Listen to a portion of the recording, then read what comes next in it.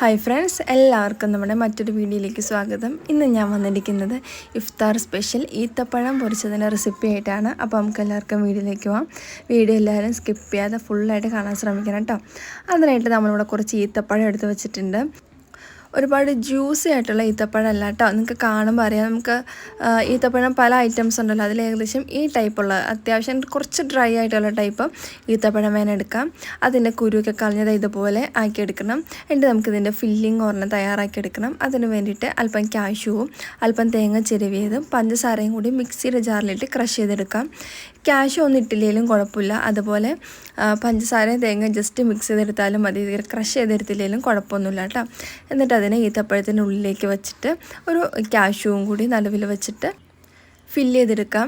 നടുവിൽ കാഷ്യൂ വെച്ചില്ലെങ്കിലും കുഴപ്പമില്ല, ഓപ്ഷണലാണ്. ഞാൻ നേരത്തെ പറഞ്ഞതുപോലത്തെ ഫില്ലിങ്സ് ആണെങ്കിലും മതി. അങ്ങനെ എല്ലാം നമുക്ക് ഫില്ല് ചെയ്തെടുക്കാം. ഇനി നമുക്കിത് ഡിപ്പ് ചെയ്യാനായിട്ട് ഒരു മാവ് കൂടി തയ്യാറാക്കണം. അതിന് വേണ്ടിയിട്ട് ഞാനിവിടെ എടുത്തിരിക്കുന്നത് മൈദയാണ്.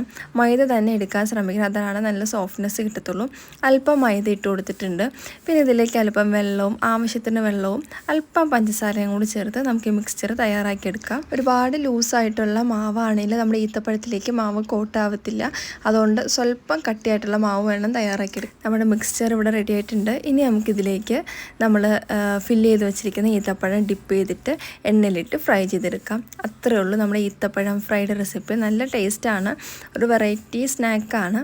ട്രൈ ചെയ്യാത്തവരുണ്ടെങ്കിൽ ട്രൈ ചെയ്ത് നോക്കണം, നല്ലൊരു ടേസ്റ്റാണ്. എളുപ്പം കുക്കായി വരുന്ന ഒരു ഈസി സ്നാക്കിൻ്റെ റെസിപ്പിയാണിത്. അപ്പോൾ നിങ്ങളിതുപോലെ ഈത്തപ്പഴം ഫ്രൈ ചെയ്ത് കഴിച്ചിട്ടില്ല എന്നുണ്ടെങ്കിൽ ഉറപ്പായിട്ടും കഴിച്ചു നോക്കണം, നല്ല ടേസ്റ്റാണ്.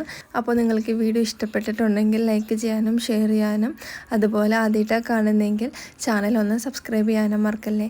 താങ്ക്